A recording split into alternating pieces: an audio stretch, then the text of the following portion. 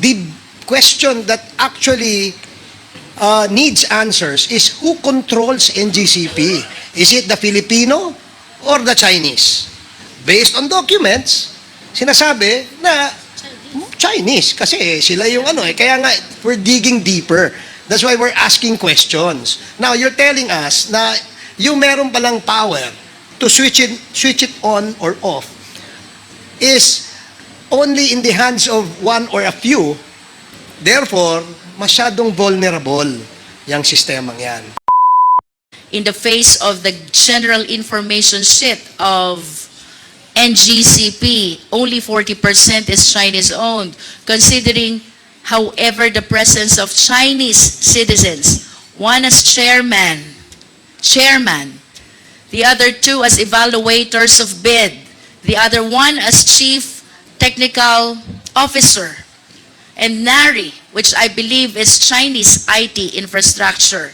It is my humble submission, Mr. Chair, that it seems that the control over the NGCP has been compromised already in favor of foreign nationals. Considering the information, Mr. Chair, that this representation have relayed already, the chairman is a Chinese national. Other executives, Sang Yu Wang and Xin Ju Wan, are both Chinese nationals. And then we have this working group of NGCP, Ming Jun, Cheng Wei, and a certain Wen Bo, participating in the evaluation of bids, all Chinese nationals. And NGCP continue to maintain that the managerial and executive officers are Filipino citizens. Mr. Chair, I am prompted to ask for a complete rundown of the remaining key officials of NGCP, which the NGCP representatives, I hope, will provide at the soonest possible time. Mr. Chair. To proceed, Mr. Chair, NGCP, are you aware that the State Grid Corporation of China has its own publication? I am not aware, Mr. Chair. Secretariat, kindly flash the publication which says SGCC first time acquired right to run transmission grid outside China. This publication, from the perspective of China, totally rejects the position of the NGCP that the Filipinos are in control of the NGCP. Because as you can see from this publication, it is the SGCC itself which is claiming that for the first time, they acquired right to run transmission grid outside China, referring to the National Grid Corporation of the Philippines. May we hear the comment of the NGCP? Your Honor, this write-up was not written by NGCP. This write-up is... I understand. But going back to the question, do you still maintain the position that the managerial executive officers are Filipino citizens? Do you still maintain the position that Filipinos are in control of NGCP? Unequivocally, Your Honor, I maintain that position. It seems to me that a course have changed already, considering the significant officers who have been participating in the operation of the NGCP, aggravated by that publication coming from one of the major stockholders of the NGCP, that is the State Grid Corporation of China. That is a manifestation, Mr. Chair. To continue, Mr. Chair, NGCP, nasan po ba ang switchboard ninyo? You don't know? Your Honor, it's a technical term. We have technical people here. May we ask the technical people?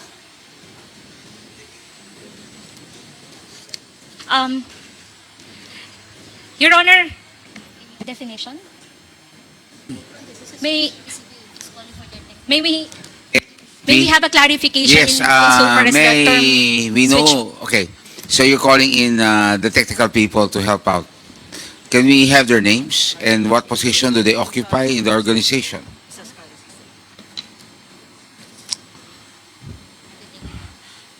Sino po sila? Good afternoon. I'm Clark Agustin from the. Pakilakas lang po. Good afternoon, Your Honor. I'm Clark Agustin from the System Operations. If you're referring to the control From system, what? From what? System Operations. He taken his oath, Comsec, please take the oath of the of Mark. Tumayo po kayo.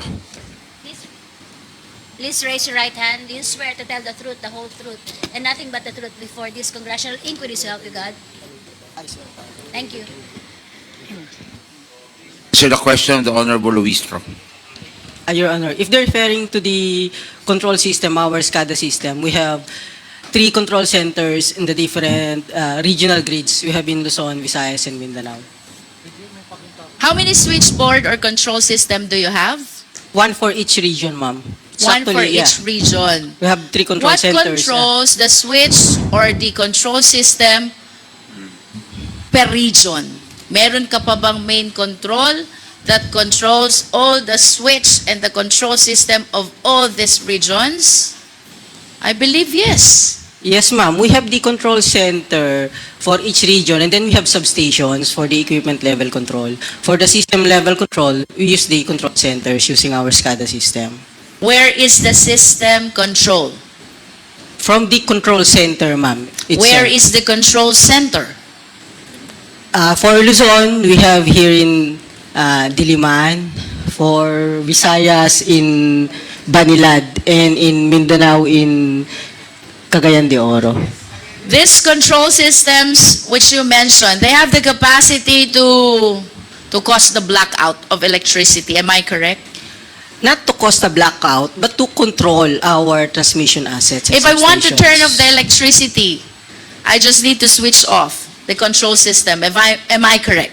1 by 1 per equipment. You One can do by that. one. Yes, ma'am. We can control it remotely. So, kanina you mentioned about the main control. How many main controls do you have? We have a control center monitoring and controlling different equipment of the grid.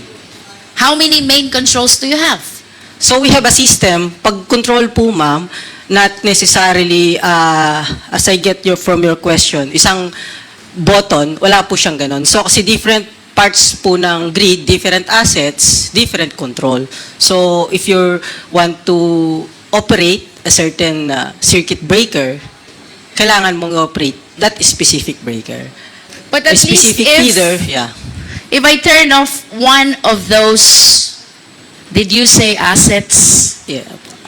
of that control system, then the electricity will not work anymore. If I turn off one of the several assets of the main control system, the electricity will not work anymore. If you intentionally isolate a specific area, that specific area will not have electricity, will not have supply of power for that specific area associated to that equipment. To simplify, Mr. Chair, that main control that you are talking about is responsible to make the electricity available or otherwise. Yes, ma'am. Okay. So, you said that you have main control in Luzon, in Visayas, and Mindanao. My next question is, what is this operational computer in Nanjing? I'm not aware of that, ma'am. Operational. Operational computer in Nanjing. Nanjing, China, I believe. I'm not aware of that, ma'am. Well, based on reports, there is such a thing as operational computer in Nanjing, which is connected to the server in the Philippines that can control the availability of electricity in the country. Can you comment on this? I'm not aware of that. Is Control, it yeah. possible that this information is exclusive to the Chinese counterparts? and not shared to the Filipino counterparts? Based on our configurations of our control center, this cannot be controlled remotely through overseas, not even here, yes, here in What is your basis for saying that it cannot be controlled remotely? Are you that expert? Based on my experience and my knowledge, our SCADA system is actually isolated, ma'am. It's not connected in the internet, so you cannot easily control it remotely. Without Based for- on the design and the architecture. I understand. With all due respect, but considering that our IT infrastructure, tama ba, is provided by the Chinese counterpart, or should I say, a Chinese corporation, I humbly submit that no matter how knowledgeable Filipino citizens are, the one who created the system no more and no better than the one operating the same. As a general statement, do you agree?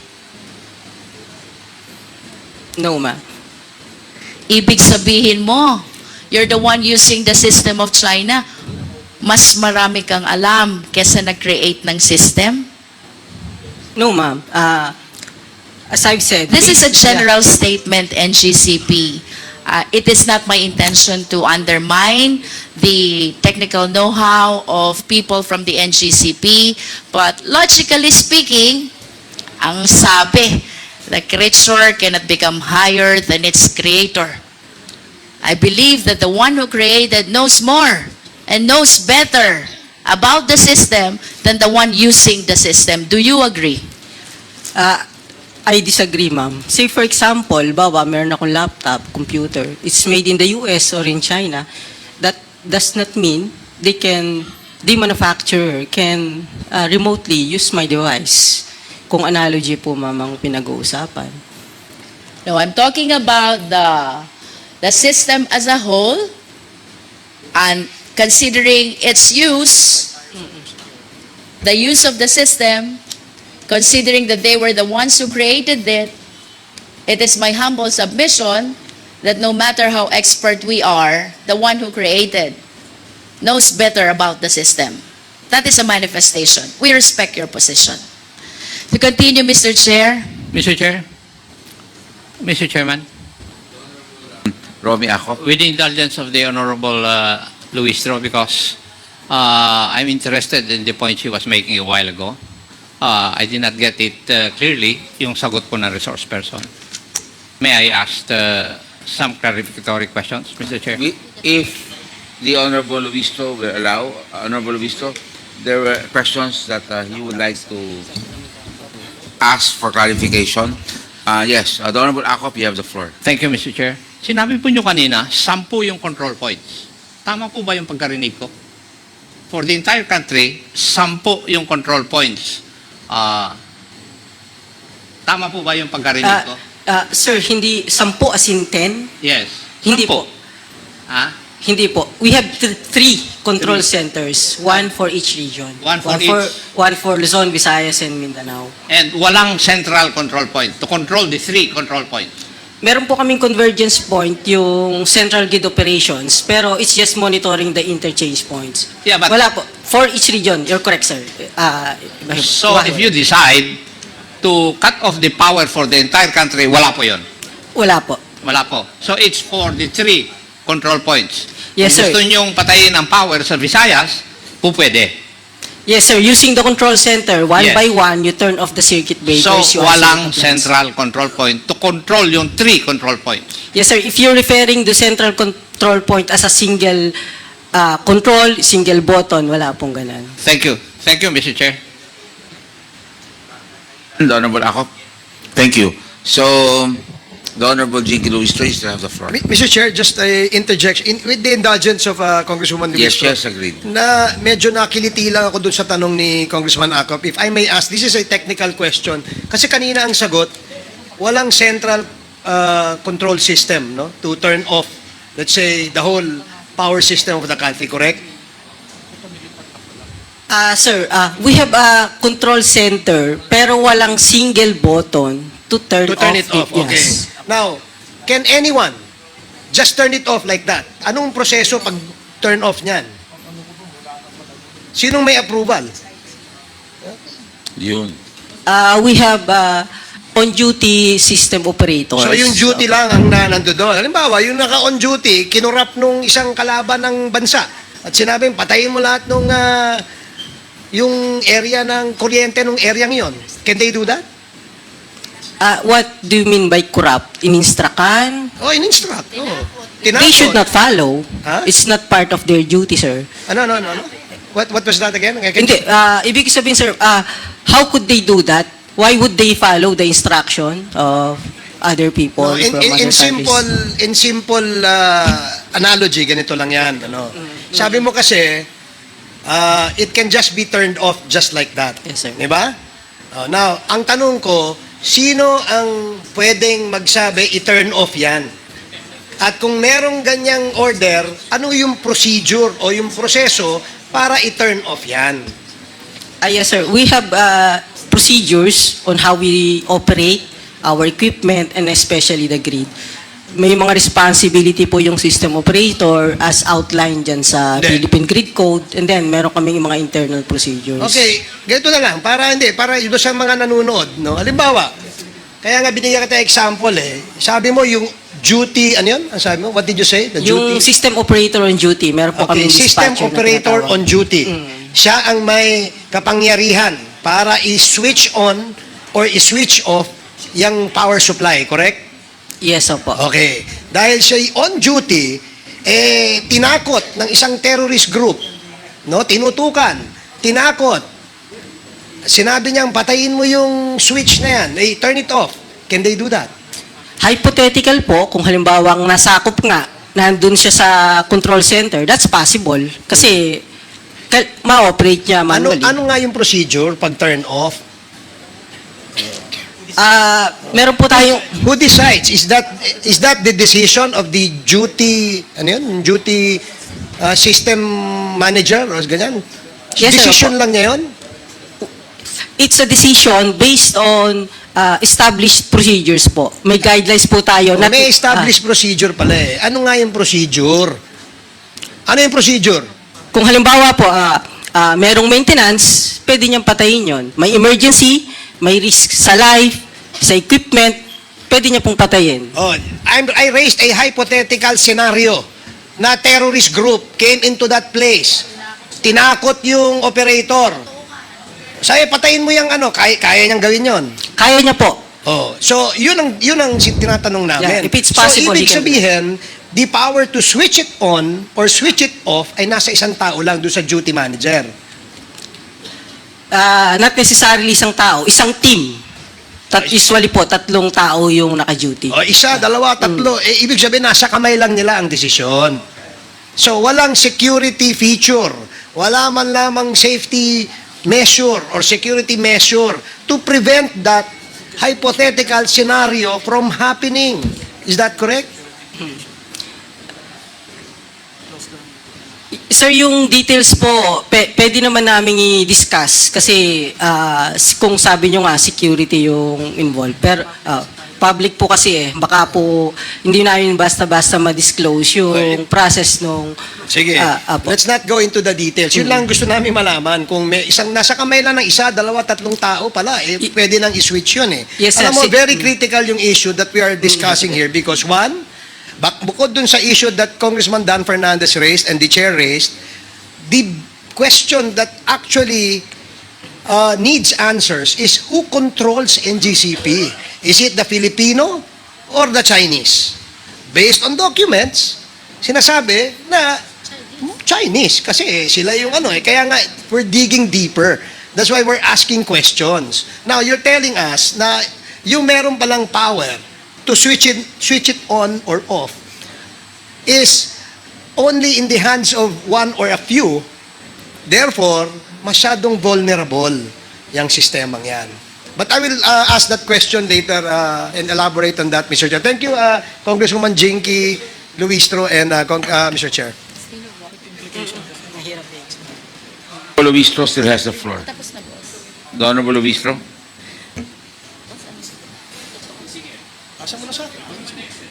Mr. Chair, I came across this NARI, the one which provides the IT infrastructure of NGCP. Does NGCP confirm this? NARI.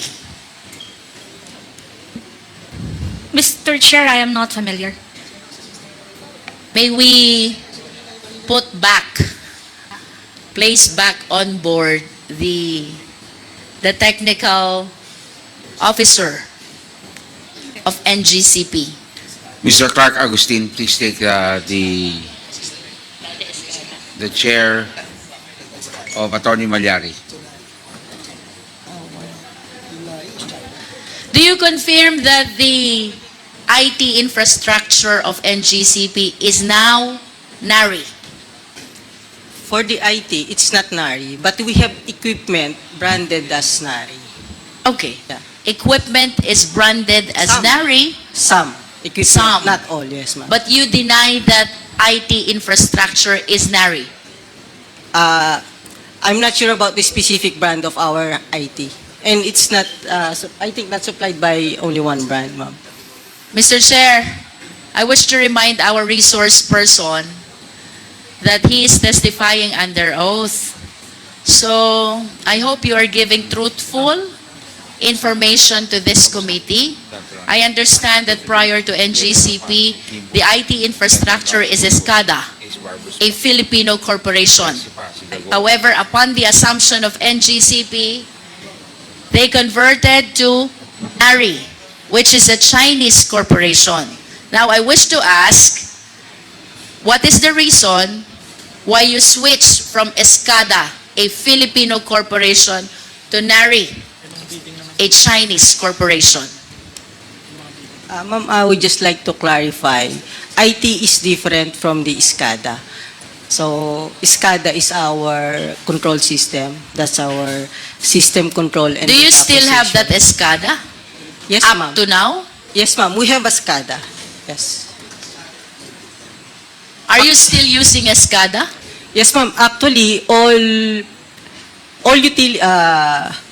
power utilities uses SCADA to control their power system. If ESCADA has this capacity, SCADA stands for System Control and Data Acquisition. You use it to monitor and control the power system in the case of NGCP. and you're still using that, Yes, ma'am. We need the SCADA to control our power system. then why resort to other Chinese corporations if ESCADA has the capacity to provide the necessary technical aspect of the NGCP corporation? The Why resort to NARI if ESCADA is still dependable? Ma'am, our SCADA is just the tool. It's the system we use to control the power grid. So How about NARI? actually the brand of our SCADA as of now is Mr. Chair, just a point of information para lang magkaintindihan. Hindi sila nagkaintindihan eh. If you will share clarification, Yes. okay, you're acknowledged. As a point of information, Mr. Chair, yung SCADA, ginagamit yun lahat sa mga public utilities, either distribution or transmission. Ang ibig sabihin lang ng SCADA, yung sinabi kanina, yung sistema. Pero yung mga mga equipment, pwede namang iba-ibang brand yun. SCADA is not a brand. It is a system of control. So, kung halimbawa, ikaw yung chairman ngayon, ikaw yung SCADA, ikaw nagko-control ng dito. But we can use different brand of equipments. So, yun lang yun. It is not a brand. It is a system, control system. Thank you very much, the Honorable Dago. The Honorable Jinky. Mr. Chair, I acknowledge that we are dealing with a very technical matter. So, to give opportunity to people who are not endowed with technical know-how, I wish to suggest, Mr. Chair, that we conduct an ocular inspection of the NGCP IT infrastructure, including the system, and perhaps we can invite experts to guide the committee members in evaluating whether this system are the one which really are in main control of the operation of the NGCP, one which is Chinese-owned, or just equipments being used by Filipino citizens.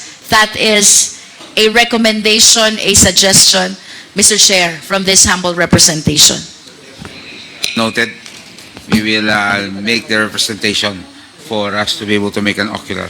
Mr. Chair, I wish to conclude on this point as my other questions has something to do with NARI, which information that I have is the IT infrastructure of NGCP. And with that, Mr. Chair, I wish to make this final manifestation that with all due respect to our esteemed colleagues and our resource persons, but it is indeed my humble submission that while we, in the face of the general information sheet of NGCP, only 40% is Chinese-owned, considering, however, the presence of Chinese citizens, one as chairman,